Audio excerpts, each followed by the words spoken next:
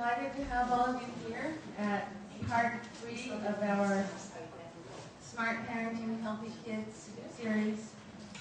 We are very grateful to Laura Moore, who's in the back of the room, who did much of the organizing of the many details of this series.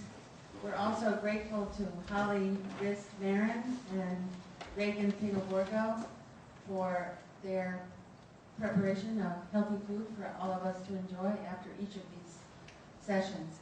Tonight we're finishing up our series, and we're delighted to have with us a physician, a surgeon, named Dr. Caroline Fierro.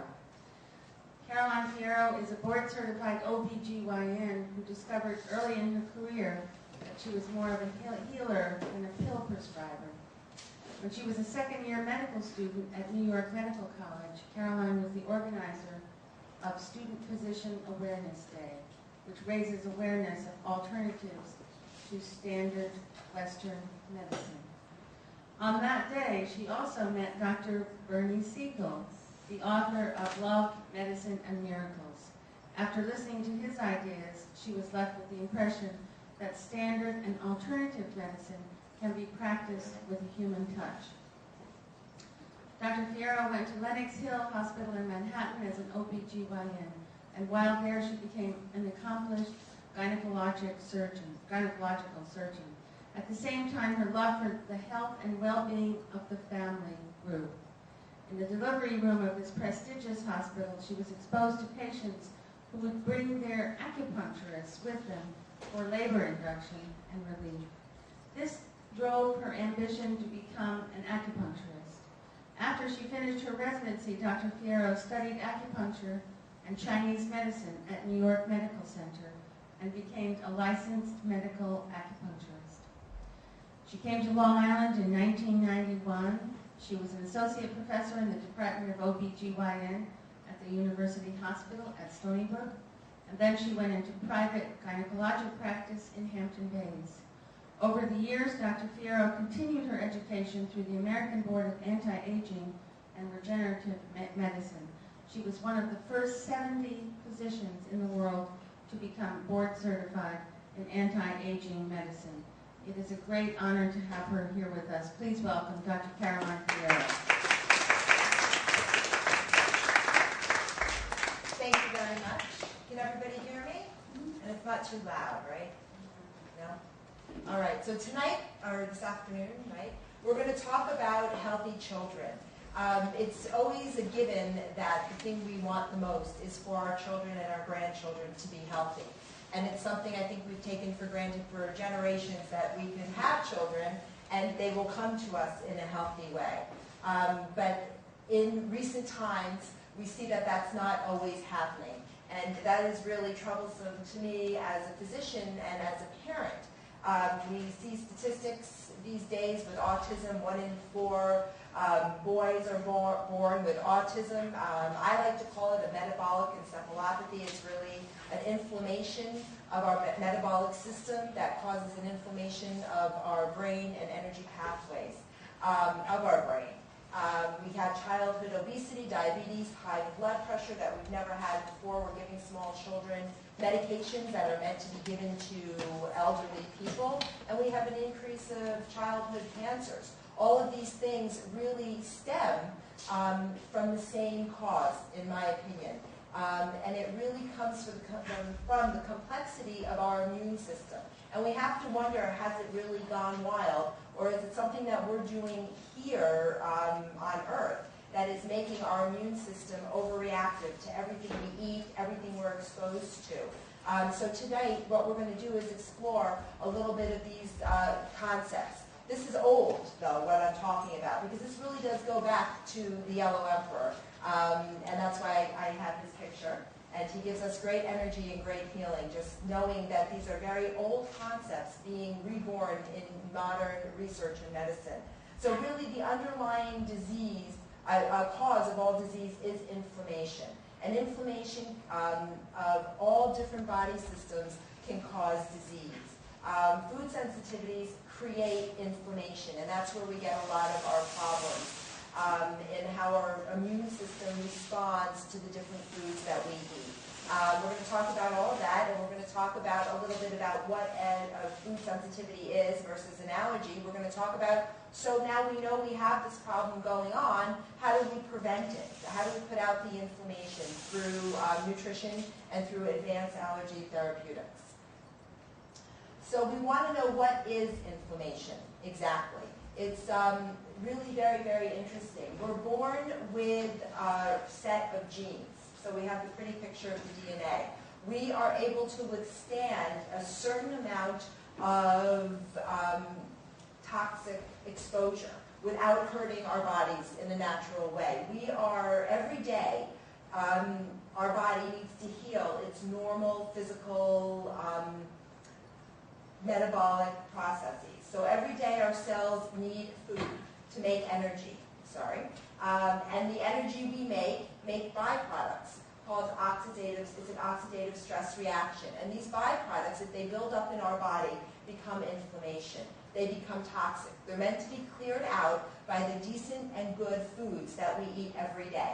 So oxidative energy is really needed. It's when it's gone wild that we have inflammation build up in a very chronic fashion. So it really is inflammation of the sprained ankle is focused at the area of the muscle and the joint that's hurt. But when you have no focus for that inflammation, these immune markers and these cells need to go find something to do.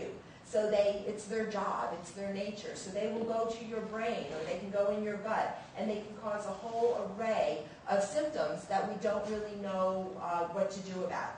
We can get these, inflammation can cause metabolic encephalopathy, and that would include, spectrum disorders like ADD and autism. We have a genetic predisposition to some of these different disorders because each of us are different by the way we're born. So we each have a different need for B vitamins. We each have a different need for calcium or vitamin D. And it depends on what our need is, and then what we take into our body and what our exposure is to what happens to us on the other side. What vaccines we are exposed to can determine what inflammation is caused in our body or not. Some people are able to handle vaccines as if it's absolutely nothing, and other people get a big red spot where the vaccine occurred, and other people can get that red spot, that inflammation, but it's throughout their entire body, and it changes processes on a cellular level that actually can be healed.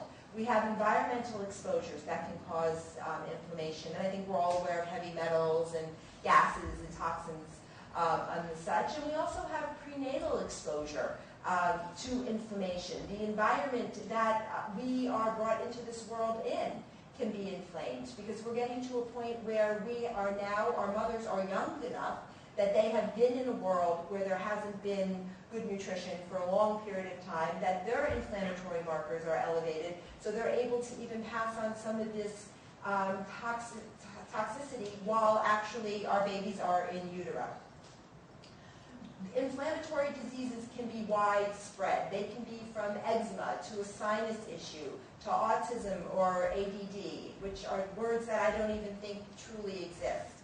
Diabetes is an inflammatory and nutritionally based disease. We have autoimmune and hormonal disruptions that can cause all of this. Allergies, asthma, gastric upset, all of these are caused by inflammation in our bodies.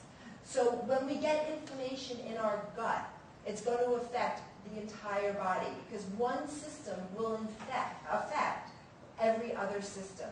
When you think of the food that you eat, that you take into your mouth, it goes into your stomach, where there are 4 cells between you, your inside you, and the food you've put into your mouth. Only 4 cells. It's a very thin, transparent system.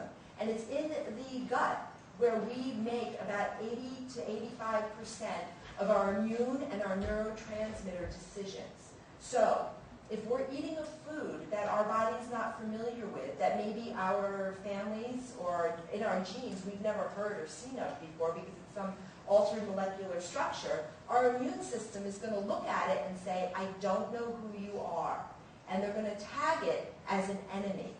And very rightfully so, because they don't know what it is.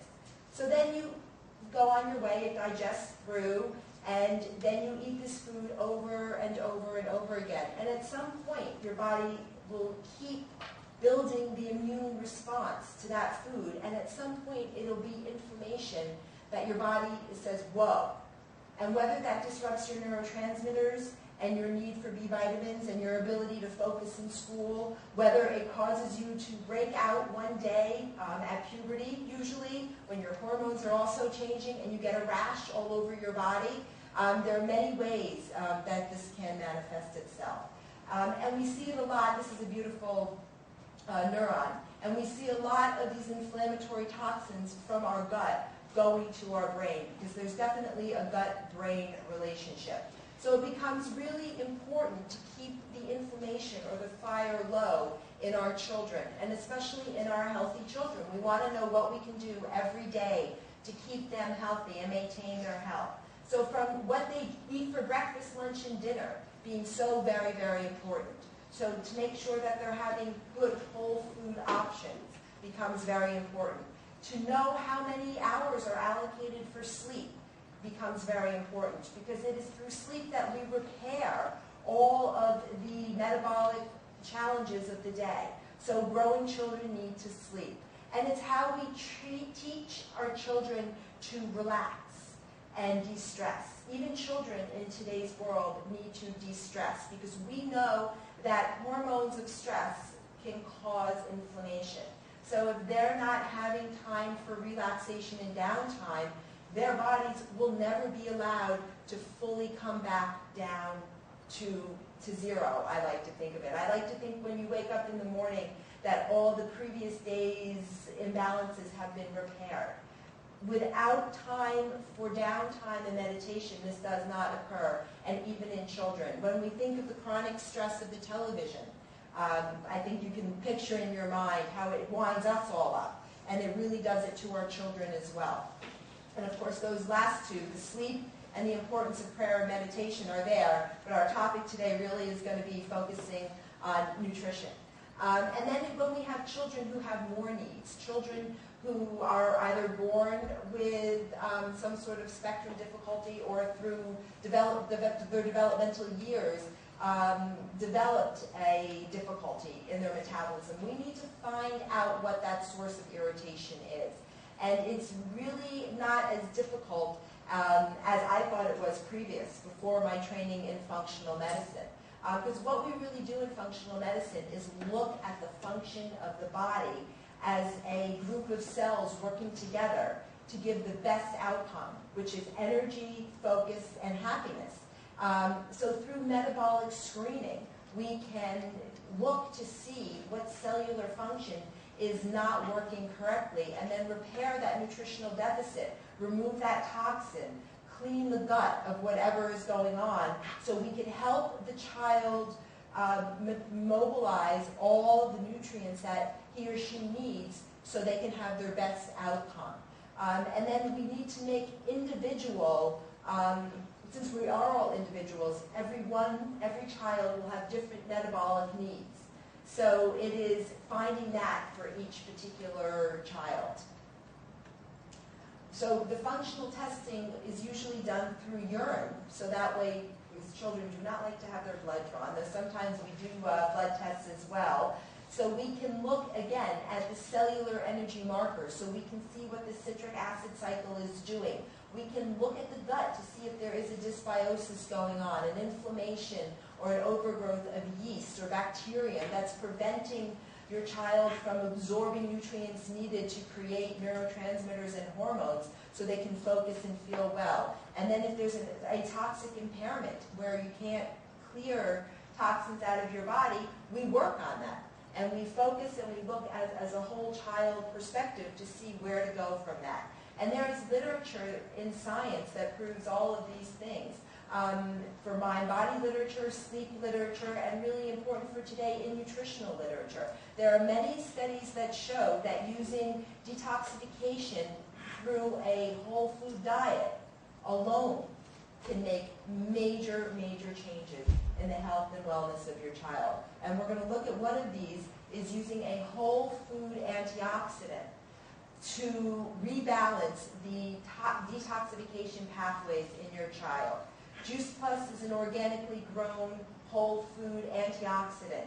And there are studies showing that children behave better in school. They miss less school and they go to the doctor less when they have 11 to 15 servings of whole food, fruit and vegetable antioxidants on a daily basis. It's absolutely amazing. When you think of it, what you're thinking of is what the foods we were intended to eat are. We are intended to eat fruits and vegetables. And it's the antioxidants from fruits and vegetables that cause us to want more fruits and vegetables, that help us put out toxic inflammation. When our bodies are under stress and our bodies need to make more energy to keep going and clear out, the chemically altered milk product and the food coloring, our bodies are working hard. We're storing, I like to think of it as a little pile of laundry. I was using this example. We're storing that pile of laundry that has to be washed, folded, and put away. But we have no workers to get there to do that. It is the antioxidants of our foods that are the workers that will come and take the laundry, wash it, and fold it, and put it away. And the putting away really is elimination through our elimination systems. It's really very, very important that we have this diet rich in antioxidants. We know when we eat more antioxidants, we want more antioxidants. So we found that children will drink more water. They will pick the water over the Gatorade, which is amazing and wonderful. They will actually pick the fruits and the vegetables over the sweet snack, and that's really very important as far as preventative health for our children. Because we know that it's antioxidants of fruits and vegetables that decreases inflammation, that increases our cellular apparatus' ability to make more energy, that helps balance hormones, keep cholesterol at a regular level, and in growing children it varies at many different times, to remove toxins from our bodies. And these are all things that we want. And it's a very simple step in the health and care of a child to introduce fruits and vegetables, whether it's done through supplementation or whether it's done through fruits and vegetables being fed every day. Absolutely, and absolutely wonderful. But the most common cause of inflammation in the 21st century is sugar and refined carbohydrates.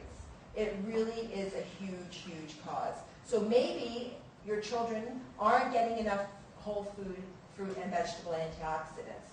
And maybe for breakfast they're having a refined sugar. And at lunch they're having a refined sugar. And at dinner maybe even a refined sugar. All this is inflammation building and building over time in their bodies. We then know that we need to stop that cycle. It's really very, very important. And there are many food sensitivities that can occur when inflammation becomes overwhelmed. So now you're having all the sugar and the inflammation going on in your body, and say you very innocently have a piece of bread or you drink a glass of milk. Well, your immune system's already been turned on by the morning sugar, and it wants to do something, because the job of our immune system naturally would be to fight off a foe. Bless you. So maybe you have a dairy product come into your body that's been altered or not, and your immune system's turned on, so your immune system will mark dairy as somebody to watch. Maybe not somebody we have to have a big reaction to, but we're going to watch you because I know there's something wrong with you. And it's really very, very common. You don't understand that? Did you understand that? Yeah, it's like an allergy. It's like an allergy, but it's not yet an allergy because your body hasn't decided fully yet whether we should treat you, dairy, as a full enemy, or are you just kind of somebody we have to watch? And our body has that ability to do that through different layers of immune response. Okay? But the problem becomes then you have more and more dairy coming into your life in many ways. And eventually, you'll get a lot of that, I don't know what's going on, response in your body, and that can cause the sensitivity to dairy. where you can get sinus issues, attention issues, urinary issues. Bedwetting, believe it or not, is an inflammatory response. Or eczema can occur. So in the United States, the foods that we have most problems with are gluten. And gluten is very significant and may be an underlying cause of many, many, many childhood diseases. Dairy, sugar, soy, citrus, corn, and nitrates in meat. Wow, now that sounds like almost everything that we eat, doesn't it? But it's really not everything for every child. It's finding what the cause and response is for each child, and we're going to go through how we do that a little bit. So really the difference from a food allergy is a food allergy makes a response, a really strong IgE response to the protein in the food that you get sick right away. You know that's what it is. A food sensitivity is a slower, delayed response. It's usually an IgG-mediated response that happens over time. And we slowly start building up our negative response to the foods as we go through time. Yes, that's clear now? And I put this in here simply to remember when we're talking about sugar, if we're going to take, or we're not, if we're going to take, we are going to take sugar out of our diets, not to replace the sugar with any artificial sweeteners. Never and ever. These are neurotoxins to the body, and all they do is set you up for a lose-lose situation. They tell your tongue sweet is coming, insulin is released, no sweet comes, insulin needs to do something. So it becomes destructive, because what else could it do? So it takes regular food that could have become energy builders and stores it as fat, and usually in the gut. It also then, when it's done doing that, because maybe there weren't enough calories or protein eaten at that meal to make into fat, now it's going to go and damage some DNA and increase your risk of cancers. So really, artificial sweeteners are the big no-no. So we can take the sugar out without artificial sweeteners. All right, so then I just said that the foods, sorry, that's okay. Put it on stevia. We can talk about that at the end. Oh. Okay, that's not, stevia is not an artificial sweetener, it's an herb. You don't want to use it in large quantities because you can have a gastric emptying effect with it, but it's actually in small quantities is quite fine. But since it's a super sweet herb, it can set your body up into overeating because your body thinks something super sweet is coming. So you get a higher insulin than you need, and when super sweet doesn't come, you're going to crave more food. That's the only thing when you start using anything that's more sweet than sugar. Does that make sense? So I recommend xylitol is a good replacement of that. Okay? So since we know, yes? Good. Since we know that dairy can cause an inflammatory response in our child, since we know soy can cause an inflammatory response, and corn can cause an inflammatory response, what do? We have to really work hard to remove, these things from their diets. So we have two things that we can do. One is an elimination diet, and through an elimination diet, we will remove all of these foods, and I will show you all of the foods that you can replace them with in a minute. By doing that, we start to naturally heal the gut lining, and at the same time, we would test for and replace any nutritional deficiency that may exist, whether it's in B vitamins, and it usually is in B vitamins, because a lot of processed foods in the processing and refining processes remove natural B vitamins. So we can heal through lifestyle changes these responses. Adding the whole food, fruit, and vegetable antioxidant and removing the allergens really does a tremendous, tremendous amount. And then on the left side here, my left side, your right side, we have energy healing. Through advanced allergy therapeutics, we even have a way to heal that food sensitivity response. We're going to learn about these things right now. So in an elimination diet, we need to eliminate all these foods, and it works best to eliminate them all at the same time. With children, we usually start with one food group at a time, because usually mom or dad or grandma can tell me what food it is that causes the irritation in their child. So usually dairy or wheat will be gone very quickly. But when we take away dairy or wheat, there are a lot of gluten-free grains. There's brown rice, there are quinoas, there are buckwheats that can be used. It requires a little bit of creativity, but not as much as you think. Because once a child sees him or herself feeling better, they want to eat this way.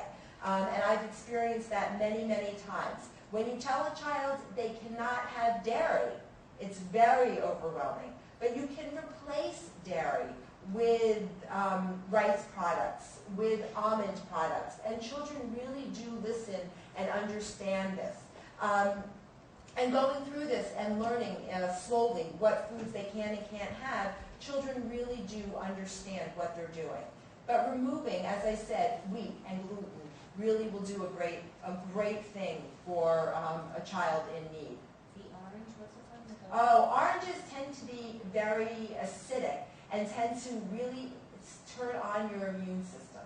So, and oranges aren't as oranges, if you're growing them in your backyard and you're not adding pesticides to them and injecting them with color, you usually can do quite well. But a lot of times oranges are injected with an orange food color. And it's usually the coloring that's the problem more than the orange. So if you're growing your own oranges, you do better. Even with organic oranges, we find that just removing them, even if it's for a temporary basis, works very well. In the elimination process, it's usually about a 3-month elimination process where you would slowly remove everything and then slowly reintroduce different categories. And usually oranges is one of the earlier categories to make sure there's not a delayed response. Okay? So when you're looking for the wheat, where is wheat? Wheat is in everything. I know we won't have too many children drinking beer, but beer is a wheat alcohol.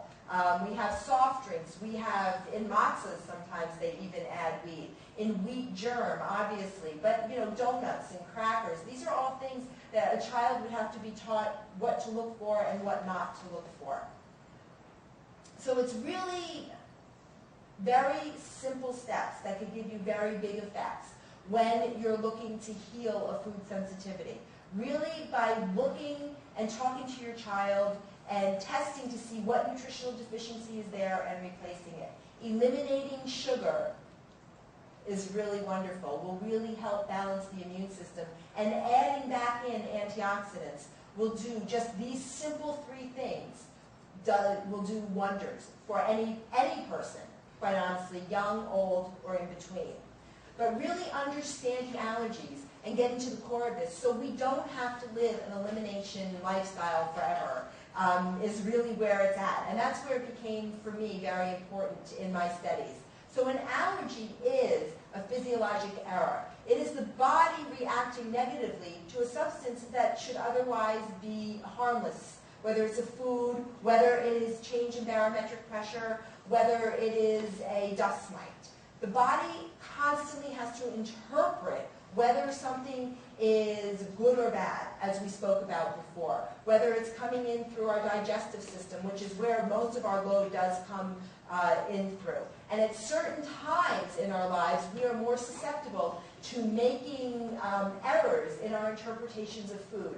So at times of hormonal stress, so around the menses, or during pregnancy, during menopause, when you have a common cold and your body is already fighting off a virus, and then you eat something that looks altered or different to your body, you can mislabel something, again, in a delayed response that later on can cause a problem for you. And this is happening more and more in the world. We're having changes with global warming. We're finding our plants are growing and changing the chemicals that they're producing. So our body is seeing every day different types of allergens.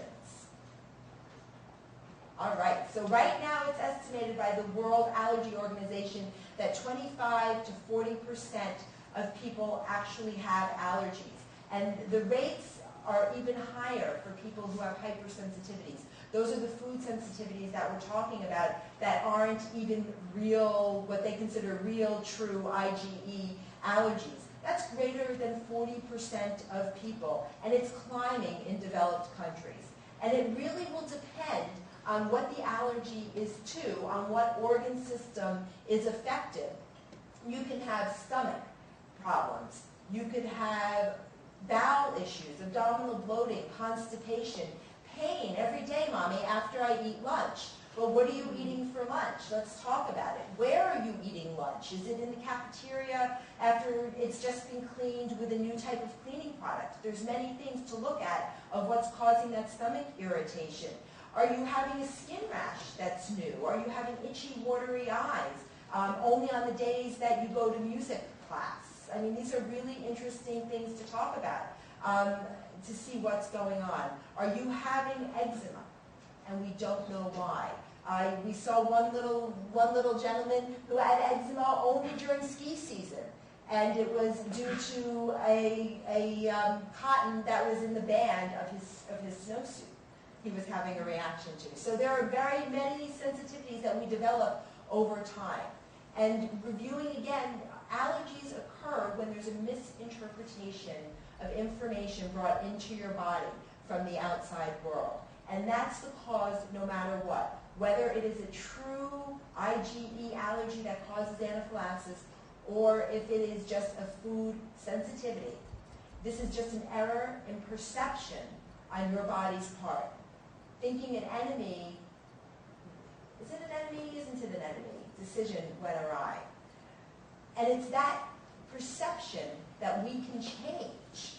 And that's what's really groundbreaking. And I was thrilled that of all my years of training that I was able to find this out. We can change the body's perception of that enemy to being harmless substance. It's really absolutely wonderful. It's through conditioning effect. I think we all learned somewhere in 4th or 5th grade science about Dr. Pavlov in the 1900s, training dogs to salivate at the ring of a bell. Right? Because we know the physiologic response of a dog is to salivate when they see their food. So he went through and did many studies and was able to train these dogs through positive conditioning to salivate at the ring of the bell. It is the same system in our body that we use in acupuncture to positively train the body to let energy flow so we don't have that negative response. So what Advanced Allergy Therapeutics does is it takes 21st century technology and acupuncture knowledge back from the Yellow Emperor, and it tells the body not to have that negative, harmful response anymore. It's amazing. So we show your body through a digital stimulus, an allergen, wheat, dairy, and then we test your body using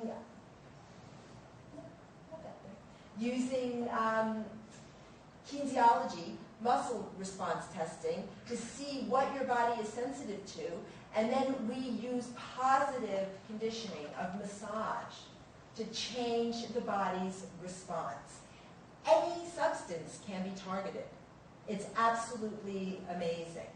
A food allergy usually isn't an allergy to the whole food. It's usually an allergy to a component within the food. So it's looking to see what component is causing the problem and then zeroing in and treating that component. It's really very, very amazing. And the reason this works is because our whole human physiology operates on signals information. We know the Chinese Yellow Emperor knew that about signal information. And we know that our nervous system is electrical charges. We all know of EEG, where they look to test to see what your brain activity is. Those are electrical charges. We know neurotransmitters are responsible for that. Hormones send chemical messengers, thank you, messengers throughout the body in electrical fashion to change what our muscles and our nerves do. So that's how we know we can change that with positive conditioning, just as Dr. Pavlov did. And we do this muscle testing we can use medical tests. We can use patient's history, and then we can do muscle response testing. And muscle response testing isn't considered a classical allergy test. What it is, it's kinesiology. It is your body's perception of a substance or a stimuli, and we use bioenergetic feedback to see if indeed your body is sensitive to this chemical or this substance or not. Many forethinkers in medicine do believe that there shouldn't be a medication prescribed to any patient without bioenergetic feedback testing to see if your body will accept the medication to work in your body or if it will cause harm, and not just side effects, but actual harm of medication. So this is the theories of how this technology works. So treating, what allergies would we treat with advanced allergy therapeutics? I said this already. We would be treating sinus problems, right? Because we know sinus problems are extremely, thank you, a large problem in the world. At least 32 million Americans have sinus problems. I see many young children who have to take Benadryl or Zyrtec every morning to go to school. That changes their body's neurologic function before they walk out the door. You have changed their hormonal balance and you have changed their neurologic balance before they even sit in the classroom or go out to the playground to play. They're altering medications where we don't want that if we don't have to do that. And it's wonderful to know that we have the ability to treat with simple massage these sensitivities. We can help with irritable bowel syndrome. It's usually a component in food that causes bloating, constipation, stomach pain after lunch, breakfast, dinner, that we can really help healing with. And really with irritable bowel syndrome, in conventional medicine, we're really unclear what the etiology is. People come and see us a great deal and they're on global medications that help with peristalsis of the gut, that help decrease burning when they eat certain foods, but the cause is never really found or healed. So through advanced allergy therapeutics and maybe a short-term elimination of whatever that food is with some healing nutrients, we really can prevent long-term disease for our children. And then, of course, we have the hidden allergies. And this is really one of my favorite areas because there are so many different conditions and symptoms that are caused by hidden allergies. There are so many conditions or a constellation of symptoms that we don't know what to do anything for. My child is fatigued every day at 1. My child can't sit and do their homework. And you go to the doctor looking, there must be something wrong. Now my child's not passing in school anymore because they can't, he or she gets home and can't concentrate on anything anymore. And there's really a great urge and push to put them on medication to change their neurotransmitters, to increase focus. When in fact, let's look to see what's irritating this poor little system so it can't focus. Let's replace what nutrient is needed so we can focus, so we can make enough neurotransmitters and hormones to keep going. And within the system of advanced allergy therapeutics, there's a great way to look for hidden allergies of the digestive system, of the neuromuscular system. It's really quite amazing through kinesiologic testing to find the cause of the symptom and remove the cause of the symptom. It's very powerful. Absolutely. So again, true food allergies are based on a reaction to a protein in the food. Okay, that's a true allergy. And we know 4 to 8% of young children and infants have true food allergies. And we know food sensitivities, which is the delayed response, are much more common than that. And they're usually sensitivities that are abnormal reactions to a food component that does not always involve only the immune system, but it involves the entire body. Because the entire body is trying to process and clear away a food it doesn't know what to do with. And that's really where the food sensitivity comes in, as an abnormal response to a food or a food component. The true mechanism of this is not fully understood in science. And that's where there's a great leap of faith to believe that these symptoms can be healed through energy healing. And it really does work. Just because there hasn't been a lot of research at this point into food sensitivities doesn't mean that we don't have ways to heal them. And that's a real, to me, a real beauty in the work that I do. We know that food sensitivities are rising throughout the world, and we know that there's no medically accepted treatment for this, and no way to stop this from happening other than the foods that we eat and other than looking to alternative ways of healing, such as advanced allergy therapeutics, as a tool to heal the delayed food sensitivities. It's really absolutely amazing. Because what is really important when we're caring for the health of our children is to remember that what we put into them is what we get out of them. So that's really thinking them on a cellular level. What tools do we give them every day to make the energy they need to make it through the day? And that's what's really amazing. And it can be an overwhelming question and undaunting, especially as a parent at home, knowing that even each child is very different of what their needs are. Brothers and sisters are completely different. I have one son who can't take dairy and another one who can't get enough dairy. So, knowing that you're going to make individual choices for each individual child can be overwhelming. But it doesn't have to be, because it's with working with yourself, working with each child, so they become involved in their health and really explaining to them that their health is the most important thing that they bring forth to each day, and taking in foods that will allow them the energy that they want so they perform better on the field, or they get their A's on their tests or their B's or whatever it is that they're looking for in the world, so they really truly enjoy life and have long health. All right, thank you so much for having me. And other questions? Could you talk a little bit about, good things to eat? Just talk a little bit about things to eliminate. Mm-hmm. Some of the things that people can eat, serve their kids or serve their whole families. Absolutely. Well, the best things to serve your family are really the easy things. Because shopping is really where the prevention starts, right? When you're in the grocery store, you get to make the decision of what you're going to feed your family. So I like to keep it really, really simple. If there's a label on it, you probably don't want to buy it, right? So shopping produce is really important, and serving fresh fruits and fresh vegetables is really very important. Whole grains, again, quinoas and rices, and you can use many different spices to add to the bountiful flavors of these foods, making sure that you're using oregano and turmeric and garlic, all of which are amazing antibacterial, antiviral herbs.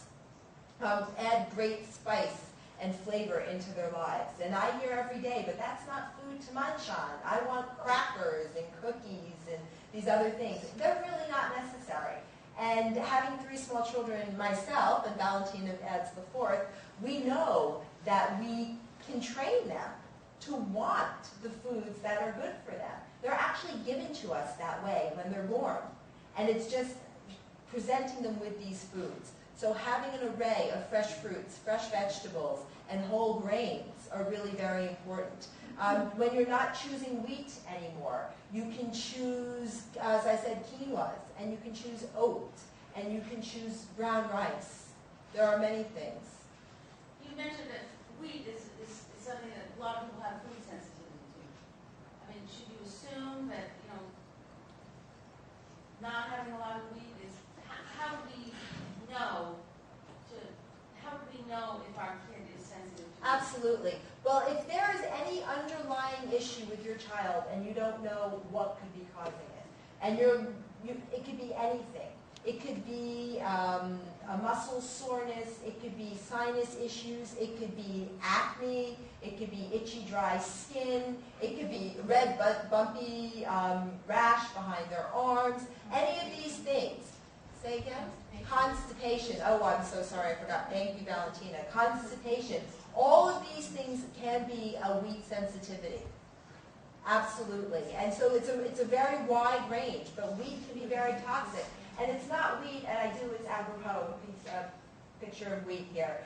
It's wheat usually that's been chemically processed that causes this problem. So all of the new idea of buying whole grain bread right, is absolutely a better option. Because white bread is processed refined sugar, basically. And we already decided we're not eating or we're limiting sugar. Whole grain sprouted breads that are more living are better. And they do make them and you can get them. Absolutely. Yes? Is it just physical issues, or can you attribute developmental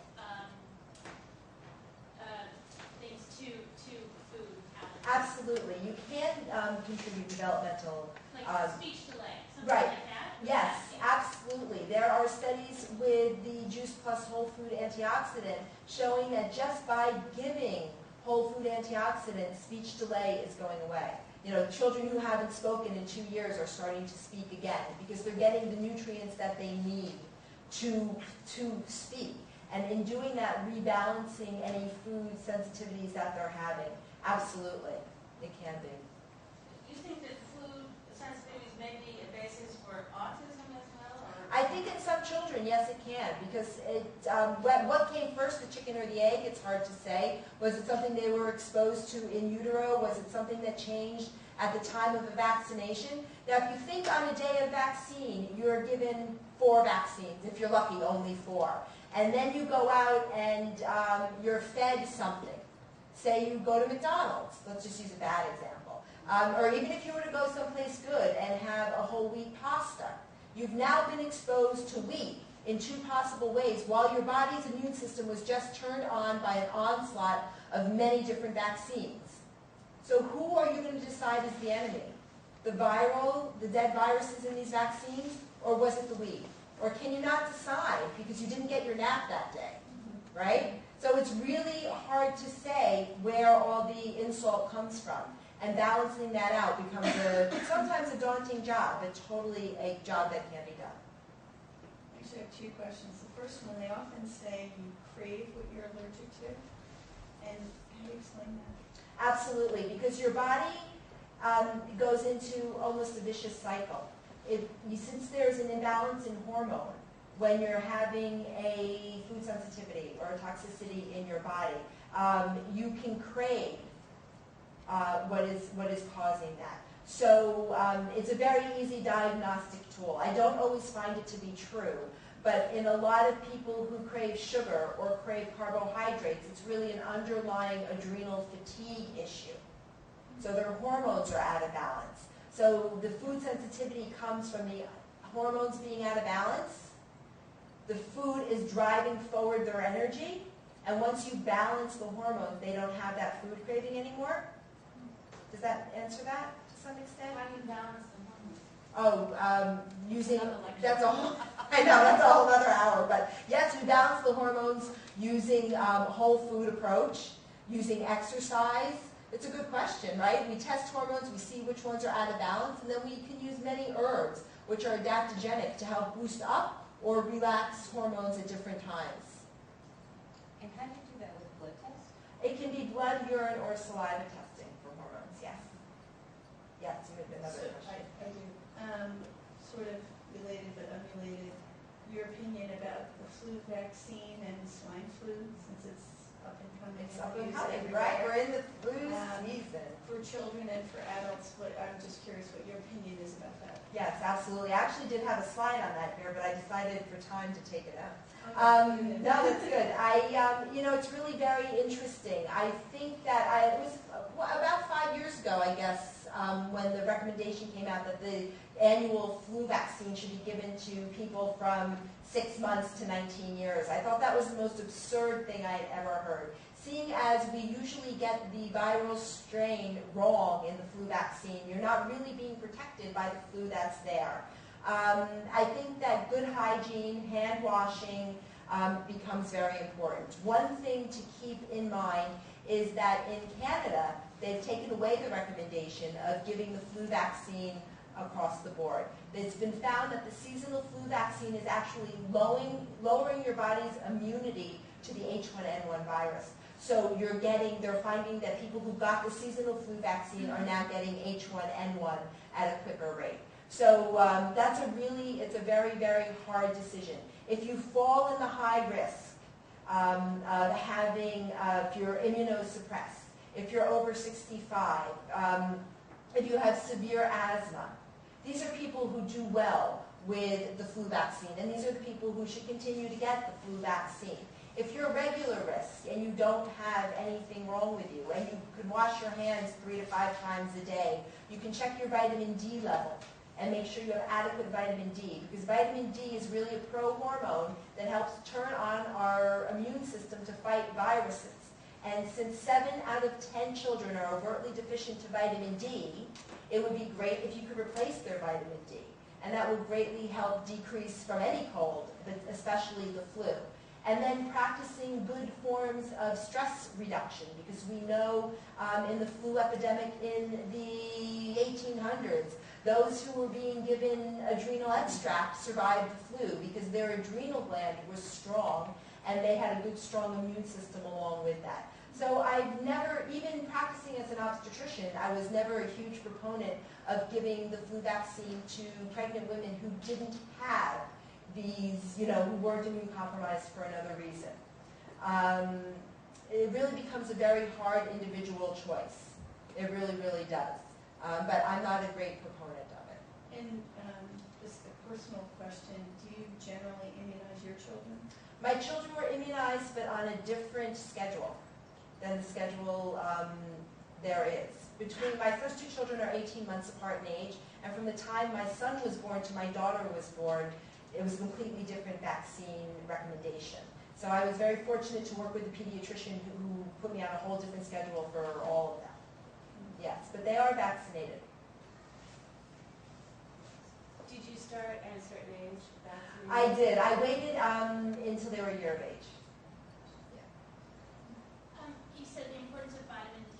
What is a good thing how do you get that into your diet? Oh, vitamin D in the diet is very difficult. The best way to get vitamin D is to be in the sun for about 12 hours a day with more than just this being exposed.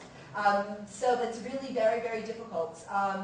Cold water fish, mackerel, herring, sardines. Oh yes, I know the faces are great. It's really very hard. Fortified foods really are the best way. So really supplementation is the way to go because we just can't get enough sunlight. And the sunscreen blocks. Oh, and the sunscreen blocks it. That's a whole other issue of only getting the few hours where you won't get a sunburn. Yeah. I have a question about the elimination diet. How do you do that? You basically eliminate everything and then add one thing back at a time? Once you are off of all the foods that can cause sensitivity. So there's a whole food plan that I have that has recipes and tells you, really helps you and guides you on what to eat when you're not eating, when you're eliminating foods that cause, sensitivities. We, then after about 3 or 4 months, say you want to add back in dairy, and you would add dairy in for 7 days. You would eat it for 3 days in a row, and then you wait for a full week to see if any of your symptoms return. One thing? One thing. One dairy? One serving Okay. of whatever you want it to be, milk, ice cream, butter, 3 days in a row? 3 days in a row, and then you wait for a week to see what happens. I see. Usually you know within a couple of days. And then if that's okay, you You can keep keep that in your dairy, diet, and exactly. the next The thing. next stuff. So it's like one a week? you One a want? week, roughly one every 7 to 10 days. Yes. Is your practice covered by insurance? Are you having problems getting insurance coverage? I can answer that. I'm Dr. Caroline's nurse. The problem with insurance is, and it's really unfortunate, it involves New York State as well. California sees all of this medicine as good medicine and good preventative care. And so if you lived in the state of California, your insurance company would probably pay for it. In the state of New York, they don't see it as helpful at all. So consequently, for an hour of Dr. Caroline's time, the insurance company would reimburse us $32. You can't open a practice on that kind of an income. So it's forced us to be a fee-for-service practice. We've had very good success if you have out-of-network benefits with your insurance carriers, that we provide you with the appropriate HCFA form, and you submit it, and you get reimbursed.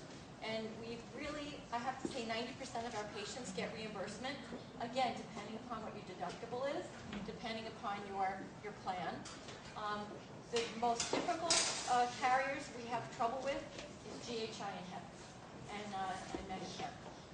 What kind of a practice is it? What's the nature of the practice? Oh, well, we are anti-aging medicine and family wellness. I do WellCare Gynecology. We do hormonal balancing with bioidentical hormones and nutrition, as well as functional medicine, looking for the functional root cause of any etiology of symptoms that are troubling somebody of any age. We've been from 4 months to 98 so far. So women and men. Women, men, and children. Acupuncture. With acupuncture as well, and advanced allergy therapeutics. You have a good arsenal. Yes. So are people generally successful, even if they don't have a specific illness, in sort of doing an overall? Absolutely. It's really wonderful. Self-analysis? Yes, absolutely. We see many people who come who just, they want to do preventative medicine. They want to prevent aging. And preventing aging really is keeping your muscles strong and feeding them all the nutrients that they need. And since we're all genetically different and we have different exposures in our past, it is finding what we need to keep us going in the nutritional and hormonal basis. Do you recommend a book that has all this information in it? She's in the process of writing a book. There are You had a list up there of the foods that you should stay away from and the ones you should replace Yes. it with. That was a lot of very good It is. If you give us your email, we can email that to you. information. Absolutely, absolutely. And 2 books, and you probably have them in the library. For bioidentical hormones, Suzanne Summers' Ageless, I believe, Ageless, right? And then Dr. Mark Hyman's Ultra Metabolism. Those are 2 really wonderful books that are just the basis. So if we give you our email addresses and write them very legibly, you can give us some information. Absolutely. Well, I don't know if there are more questions, but all I can say is just thank you so much. That was a wonderful, enlightening talk.